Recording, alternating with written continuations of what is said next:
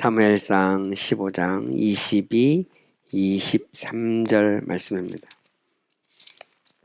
사무엘상 15장 22, 23절입니다. 원래는 15장 1절에서부터 우리가 쭉 해서 원래 끝장까지 다 읽어야 되는데요.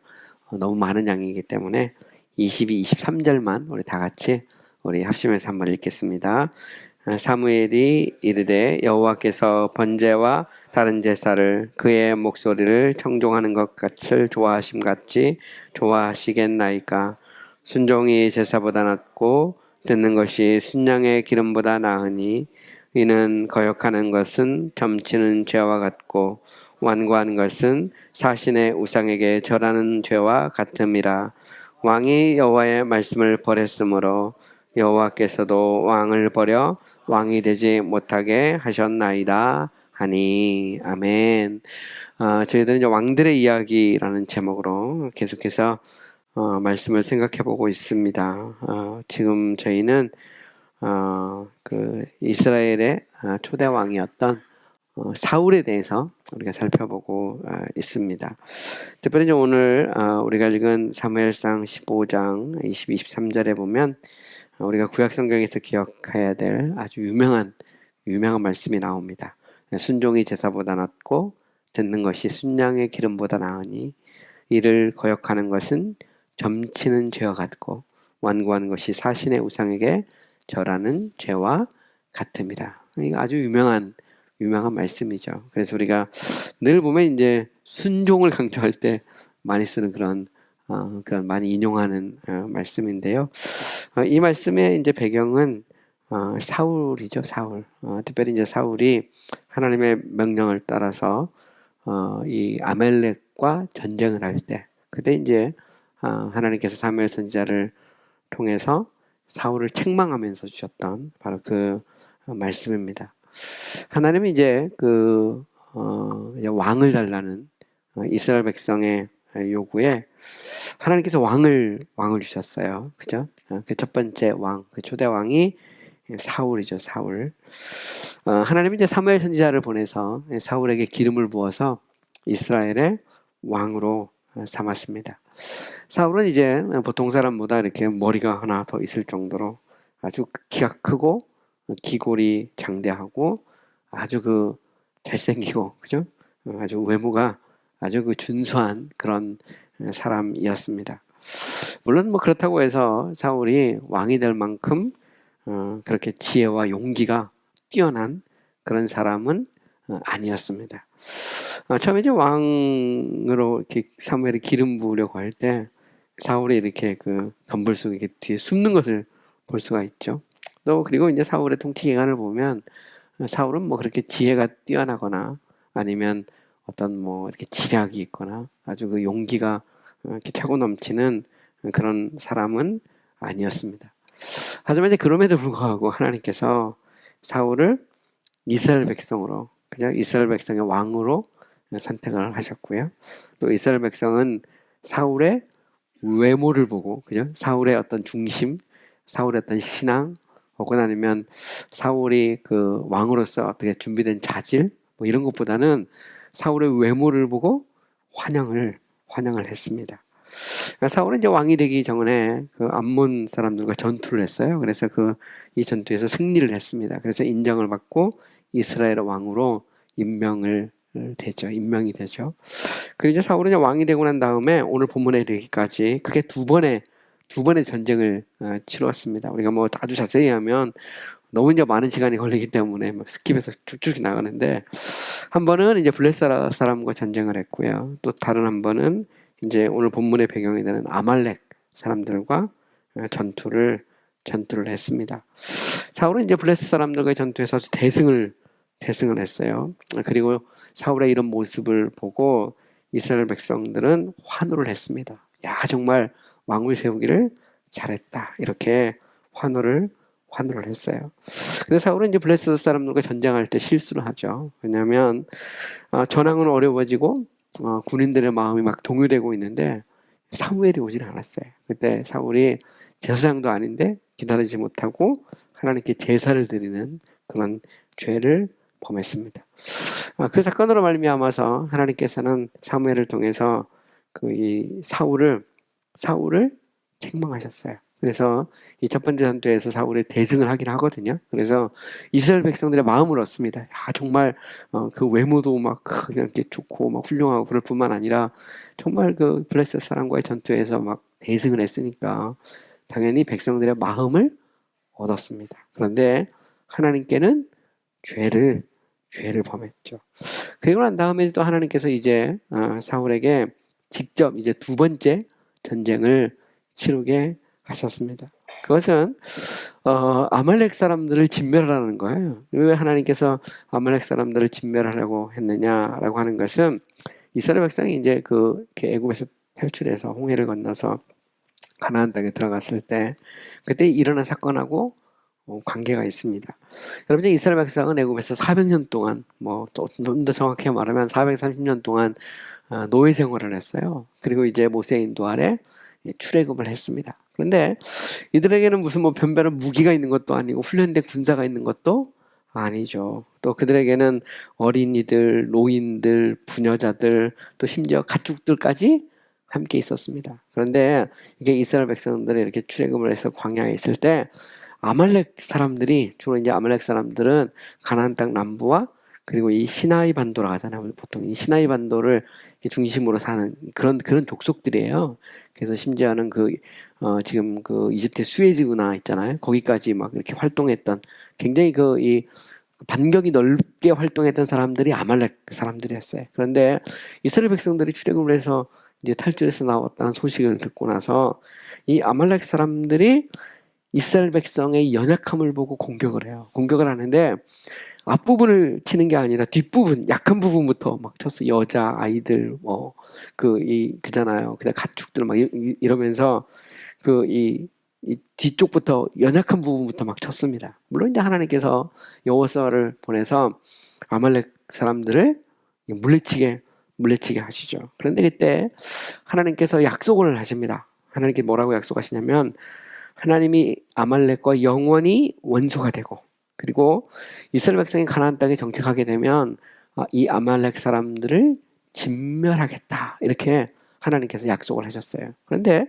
여러분 사사시대 400년의 역사잖아요. 거의 한 450년 되거든요. 이 사사시대 동안 아말렉 사람들이 막 끝없이 이스라엘 백성을 막 괴롭히고 그랬지만 진멸하지는 않으셨어요. 그런데 이제 드디어 왕정 시대가 시작되고 하나님께서 사울을 왕으로 세운 다음에 블레셋과 전투가 있고 난 다음에 하나님이 이제 본격적으로 명령을 내리셨어요. 너는 이제 아말렉을 쳐라. 아말렉을 치되 그들의 모든 소유를 남기지 말고 진멸하되 남녀와 소아와 젖먹이는 아이와 우양과 나귀와 낙타를 죽이라. 쉽게 말하면 싹 쓸어버리라고 하나님께서 말씀하셨어요. 근데 이 전쟁은 잘 보면 아말렉이 쳐들어와서 일종의 방어 전쟁을 하는 것도 아니고요. 그렇다고 해서 또 막 아말렉을 쳐들어가가지고 일종의 정복 전쟁을 하는 것도 아니었습니다. 전쟁이라는 건 항상 그렇잖아요. 누군가 쳐들어오면 방어를 해야 되고 아니면 빼앗기 위해서는 들어가야 됩니다. 근데 이 아말렉과의 싸움은 그런 싸움이 아니에요. 이런 싸움이 아니고 하나님께서 명령을 하신 거예요. 너는 저 아말렉을 진멸해라. 이렇게 하나님, 왜? 과거 하나님께서 약속하신 대로 이제 때가 됐다는 겁니다. 그래서 아말렉을 진멸하기 위해서 하나님께서 사울에게 군대를 동원해서 그들을 치되 완전히 싹 쓸어버리라고 하나님께서 명령을 하셨어요. 그때 당시 이제 사울이 명령을 받고 군대를 소집합니다. 들라임이라고 하는 곳에 군대를 소집했는데 군대 숫자를 세보니까 보병이 20만 명이고요. 그 중에 유다 사람이 10,000명이었어요. 여러분 여기서 잘 보시면 보병이 20만 명에다가 당시 그 유다 사람이 10,000명이라고 하면 이 굉장한 숫자입니다. 여러분 처음 사울이 이 블레셋하고 싸울 때 처음 전쟁을 할 때 있잖아요. 그 암몬 사람은 이제 처음 암몬 사람하고 할 때 처음 그때 그 숫자가 600명이었어요. 보병 600명이 사울을 따랐는데 600명이 이제 왕이 되고 나서 이제는 얼마까지 늘었냐면 군대가 20만까지 늘었던 것을 볼 수 있어요. 이제 그럴 때 보면 사울의 입장에서 얼마든지 아말렉을 칠 수 있는 그런 어떻게 보면 이제 준비된 군대를 가지고 있는 그런 왕이 된 것입니다. 그러니까 우리는 여기에서 사울의 왕권이 얼마나 강건해졌는지, 그죠? 강화됐는지를 어렵지 않게 알 수 있죠. 그래서 사울은 다른 어느 때보다도 더 강한 자신감으로 아마 전투에 임했을 것입니다. 뭐 600명 가지고도 싸웠는데 20만 가지고 못 싸우겠냐. 그래서 당시 600명으로 블레셋과 싸워서도 이겼는데 뭐 20만 갖고 아말렉 못 치겠냐. 그래서 이제 치거든요. 치는데 당시 보면 사울이 이스라엘 남부 지역에서부터 시나이 반도에 흩어졌던 아말렉 사람들을 저 이집트 수에즈 운하까지 완전히 당시 보면 샅샅이 뒤져가지고 그들을 칩니다. 그래서 그 전쟁에서 대승을 해요. 대승을 합니다. 그런데 문제는 뭐냐면 당시 하나님께서 다 치라고 그랬거든요. 왕부터 시작해서 다 죽이라고 그랬는데 당시 사울이 아말렉 왕 아각을 살려주고요. 그리고 그 양과 소와 가장 좋은 것과 기름진 것과 어린 양과 모든 좋은 것을 남기고 진멸했어요. 그러니까 치긴 쳤는데 하나님의 명령을 따라서 아말렉을 진멸하기는 했는데 당시 사울이 자신의 눈에 보기에 좋은 것, 전리품 이것들을 전부 다 남겨버렸어요. 다 남겨버리고 왕도 죽이지 않았습니다. 물론 이제 고대 전투를 보면 고대 전투는 두 가지를 해요. 하나는 뭐냐면 왕을 죽이진 않습니다. 엄지발가락과 이 엄지손가락을 잘라가지고 왕 밑에, 그죠? 그 왕상 밑에서 거기서 기어다니도록 만드는, 그게 어떻게 보면 정복을 상징하는 거거든요. 뭐 그걸 위해서 아각을 살려줬을 수도 있어요. 또 다른 하나는 뭐냐면 전리품을 챙기는 겁니다. 전쟁을 하면 온갖 좋은 것을 가지고 뭔가 이렇게 그 싸움 군인들에게도 나눠줄 것이 필요하잖아요. 이런 면에서 보면 사울의 입장에선 그렇습니다. 사울의 입장에 자기 왕의 입장에 생각해 보면 당연히 전투를 했으니까 전리품도 챙겨야 되고 그리고 왕도 잡아가지고 바로 죽이면 뭐 별게 없잖아요. 이스라엘 백성이 보는 앞에서 참 끌고 가가지고 엄지손가락 자르고 발가락 잘라가지고 자기 그 상 밑에서 이렇게 기어다니는 걸 보면서 자신이 정말 왕이고 이제는 드디어 아말렉을 끝냈다는 것을 뭔가 상징적으로 보여줄 수 있는 그런 찬스였어요.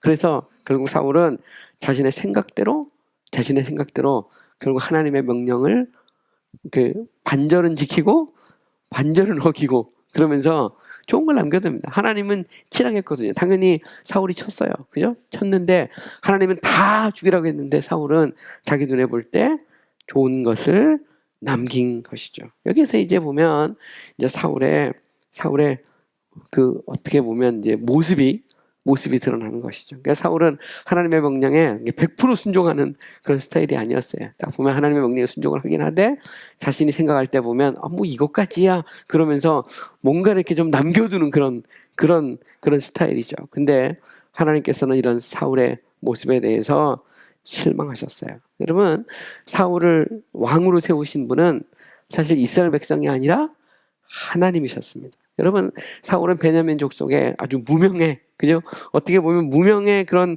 사람이었어요. 그런데 하나님께서 그를 세워서 이스라엘 백성을 다스리는 왕이 되게 하셨습니다. 그런데 사울은 하나님의 명령을 가볍게 여겼어요. 하나님의 명령을 100% 순종해야 되는데 사울은 자기가 보기에 좋은 것을 남기고, 그죠?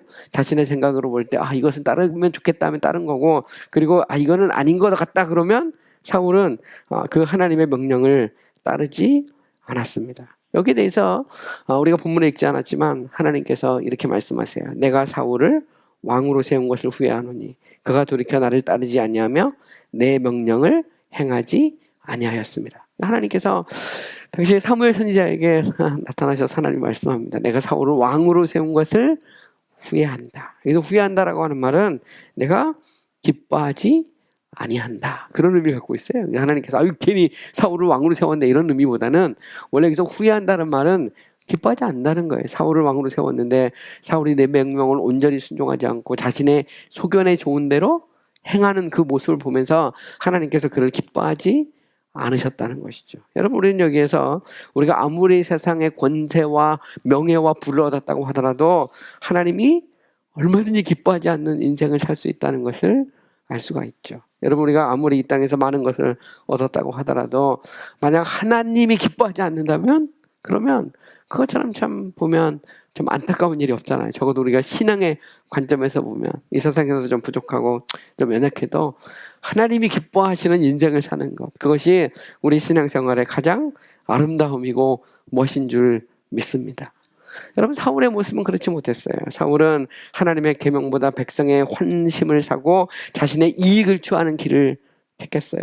하나님, 어찌 제게 이런 명령을 하십니까? 하나님, 치는 것까지는 좋은데 이것까지는 안 되겠습니다. 이게 이제 사울의 모습이죠. 그래서 그는 결국 자신의 생각대로 행동을 한 것입니다. 그리고 나서 이제 드디어 이렇게 하나님께서 후회하신다고 말씀할 때 사무엘이 근심으로 말미암아 사울 때문에 이게 이제 밤새도록 이게 잠을 못 잤다고 그랬어요. 그리고 다음날 아침 이 사무엘이 진을 치고 있는 그죠? 이 길갈로 내려가게 됩니다. 사울은 이제 사무엘이 자기에게 오니까 막 기쁘게 막 그를 맞이했어요. 그리고 정말 하나님께서 자신에게 명령하신 대로 아말렉을 다 진멸했다 이렇게 말을 했습니다. 당시 보면 사울이 정말 사무엘을 기쁘게 이렇게 영접하고 있는 것을 볼 수가 있죠. 그런데 문제는 무엇입니까? 사무엘이 사울을 향해서 지적을 하죠. 그죠? 사울을 향해서 지적하기를 아니 그렇다면 내 귀에 들리는 저 양들과 소들의 우는 소리는 다 무엇입니까? 이렇게 말을 하죠. 그때 당시 이 사울이 이런 사무엘의 지적에 사실 정상적이라면 내가 하나님의 명령을 따르긴 했지만 그러나 내가 정말 100% 다 순종하지 못했습니다. 내가 잘못했습니다. 이렇게 하면 좋은데 사울은 그렇게 하지 않았어요. 오히려 여기서 사울은 거짓말하죠. 사울은 그것은 무리가 아말렉 사람에게서 끌어온 것인데 백성이 당신의 하나님 여호와께 제사하려 하여 양들과 소들 중에 가장 좋은 것을 남김이요 그 외의 것은 우리가 진멸하였나이다 이렇게 말합니다. 저 양들과 소들의 그 울음소리는 우리가 하나님 앞에 제사하기 위해서 우리가 남긴 것이다 이렇게 말하고 있는 것이죠. 하나님을 예배하기 위해서 우리가 하나님의 명령을 어기지 않았다 이렇게 말하고 있는 것입니다. 우리는 얼마든지 그런 일을 할 수 있어요. 우리가 믿음으로 산다고 하면서 세상적인 것을 취하고 나서 이것을 가지고 하나님께 영광을 돌리기 위해서 하는 것이다 이렇게 말하면 그것이 다 치부가 되느냐는 것이죠. 그렇지 않다는 것입니다. 처음도 끝도 하나님께서는 우리가 온전히 순종하기를 원하시는 것이죠. 그래서 오늘 본문에 보면 결국 이 사무엘이 말합니다. 오늘 보면 22절 사무엘이 이르되 여호와께서 번제와 다른 제사를 그의 목소리를 청종하는 것을 좋아하신 같이 좋아하시겠나이까 순종이 제사보다 낫고 듣는 것이 순양의 기름보다 나으니 이는 거역하는 것이 점치는 죄와 같고 완고한 것이 사신의 우상에게 절하는 죄와 같습니다. 여기 보면 그 유명한 말을 하는 겁니다. 순종이 제사보다 낫다는 것이죠. 하나님께서 우양을 가지고 그것을 제사를 드린들 순종이 없는데 기뻐하겠느냐. 이게 이제 하나님께서 사무엘 선지자를 통해서 사울에게 들려주는 음성입니다. 여러분 우리는 여기에서 순종이 얼마나 중요한지 알 수 있어요. 여러분 첫사람 아담과 하와가 범죄한 그 계기, 그 이유가 무엇입니까? 하나님께서는 동산 안에 있는 이 모든 실과는 따먹을 수 있을 때 동산 가운데 있는 실과를 먹지 말라 그랬거든요. 그런데 결국 하와가 결국 그 실과를 먹고 그리고 아담이 결국 이 하와의 그런 이 부추김으로 말미암아 그 실과를 먹고 마는 거죠. 그걸로 말미암아 인류의 불행이 온 것입니다. 결국 그 인류의 그 불행의 시작은 하나님의 계명을 어긴 겁니다. 불순종에서부터 시작된 거예요. 여러분 사울도 마찬가지. 사울의 불행이 어디에서부터 시작됩니까? 하나님은 진멸하라고 말씀했거든요. 그런데 여러분 사울은 그 하나님의 명령을 어기고 자신의 소견에 좋은 대로 행동했다는 것이죠. 그것이 결국 사울이 멸망하게 된 그 이유였어요. 오늘 우리도 마찬가지입니다. 여러분 하나님을 기쁘시게 하는 삶은 과연 무엇일까요? 그것은 하나님의 말씀에 순종하는 것입니다. 순종하되 반반 이렇게 아니고 그냥 우리가 치킨도 반반 치킨 있는 것처럼 반반 하는 게 아니라 그래서 보면 양념 반 후라이드 반에서 후라이드는 하나님 거 양념은 내 거 뭐 이런 게 그게 아니고 100% 후라이드면 후라이드고 양념이면 양념이고 100% 그냥 하나님 앞에 순종하는 그것이 하나님이 기뻐하시는 순종인 줄 믿습니다. 여러분 사울의 변명에 대해서 사무엘은 이렇게 말합니다. 왕이 스스로 작게 여길 그때에 이스라엘의 지파의 머리가 되지 아니하셨나이까. 여호와께서 왕에게 기름을 부어 이스라엘의 왕을 삼으시고 또 여호와께서 왕을 길로 보내시며 이르시기를 가서 죄인 아말렉 사람을 진멸하여 다 없애라고 하지 아니하셨나이까. 여기 보면 하나님께서 사울을 왕으로 세우신 이유가 있어요. 그것은 뭐냐면 그가 겸손할 때 그때 세운 거거든요. 근데 그가 왕이 되고 나서 그가 교만해지는 것을 볼 수가 있죠. 하나님의 뜻과 자신의 뜻을 딱 놓고 결국 하나님의 뜻보다 자신의 뜻을 앞세우고 있는 것을 볼 수 있어. 하나님이 다 진멸하라고 그랬는데 그는 자신의 뜻을 앞세우죠. 여러분 사실 그렇습니다. 우리가 하나님 앞에 나올 때 우리는 첫째도 겸손, 둘째도 겸손, 셋째도 겸손해야 됩니다. 여러분 유명한 이 종교학자였던 칼빈, 요한 칼빈이 그런 얘기를 했거든요. 우리가 하나님 앞에 나갈 때 우리는 첫째도 겸손, 둘째도 겸손, 셋째도 겸손이다. 처음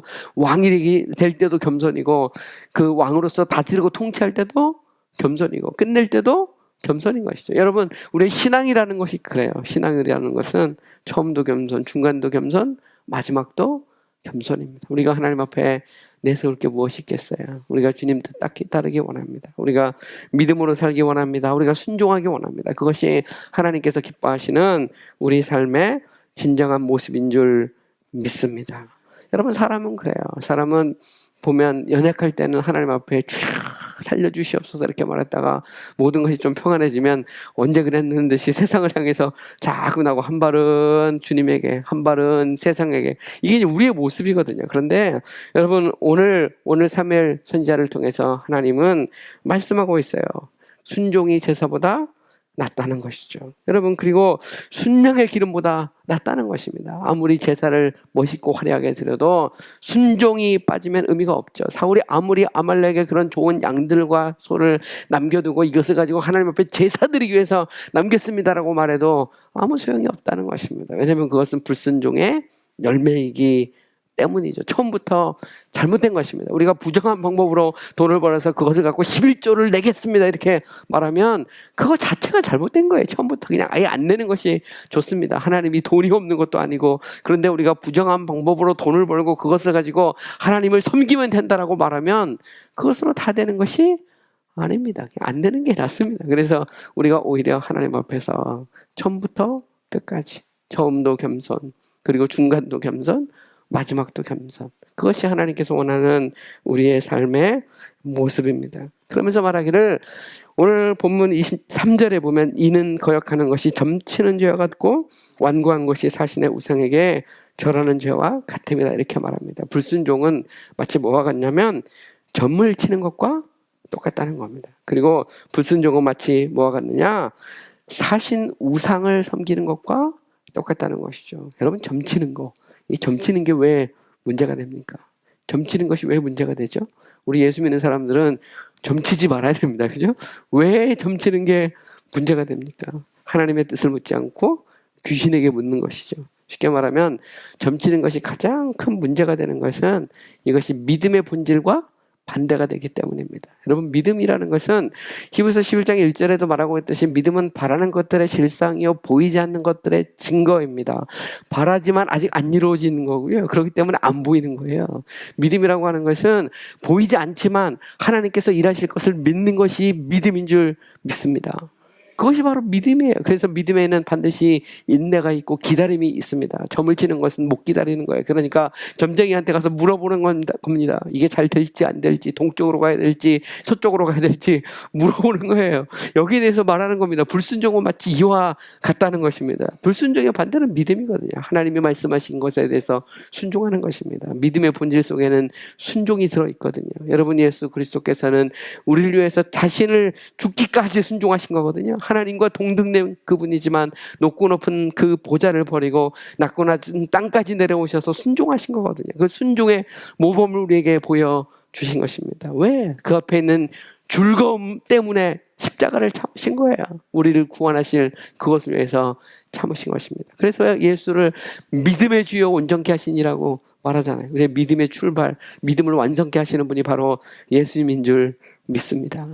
그래서 오늘 본문에 보면 불순종은 마치 뭐가 같냐? 점치는 것과 똑같다는 겁니다. 점치는 게 문제가 되는 것은 그것이 믿음의 본질과 반대가 되기 때문에 그래요. 두 번째로 점치는 것과 또한 또 다른 문제는 뭐냐면 불순종은 그것은 죽어있는 우상에게 절하는 것과 똑같다는 것입니다. 여러분 우리는 살아있는 하나님을 믿습니다. 우상은 귀가 있지만 듣지 못하고 눈이 있지만 보지 못하고 코가 있지만 냄새를 맡지 못하고 입이 있지만 말을 못해. 이게 성경의 선언이거든요. 우상이라는 것은 그거는 그냥 사람이 손으로 그 장인이 만들어낸 것에 불과합니다. 그런데 그 하나님과 그 우상을 동등하게 보는 것이죠. 그게 이제 문제예요. 불순종이라는 것은 하나님이 명령하셨는데 그 하나님의 명령을 마치 그냥 우상처럼, 그죠? 그렇게 그냥 치부해 버리는 겁니다. 그렇기 때문에 결국 불순종은 뭐냐? 그것은 마치 사신 우상에게 절하는 것과 똑같다는 것입니다. 하나님을 그런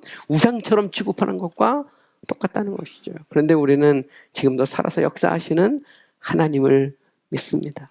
하나님이 이 땅을 다스리고 통치하고 인생의 생과 사와 하와 복을 주관하고 계신 줄 믿습니다.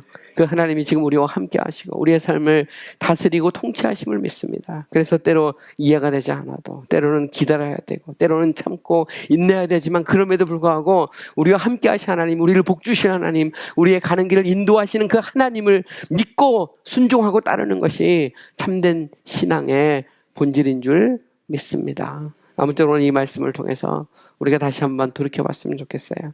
우리가 세상의 명예 혹은 아니면 어떤 세상의 유익 혹은 세상의 권세보다 때로 우리가 하나님의 말씀에 순종하는 것, 그죠? 우리가 세상을 아무리 많이 얻었다 하더라도 하나님이 기뻐하지 않으면, 그죠? 아무 소용이 없어요. 오히려 그보다는 정말 하나님, 내가 하나님을 기뻐하는 순종의 삶을 살기를 원합니다. 사울처럼 인생의 정말 중요한 시기에 그가 불순종으로 말미암아 결국 하나님이 그를 떠나거든요. 그래서 그는 20년 동안 왕으로 계속 통치하고 다스리지만 하나님이 없는 그런 왕으로서의 그런 어리석은 인생을 살게 됩니다. 여전히 권세가 있지만 결국 하나님의 눈에는 버림을 받은 거거든요. 비록 세상에선 좀 힘들고 어려워도 하나님께 인정을 받는, 하나님이 기뻐하시는 그런 삶을 사는 우리 성도님들이 되셨으면 좋겠습니다.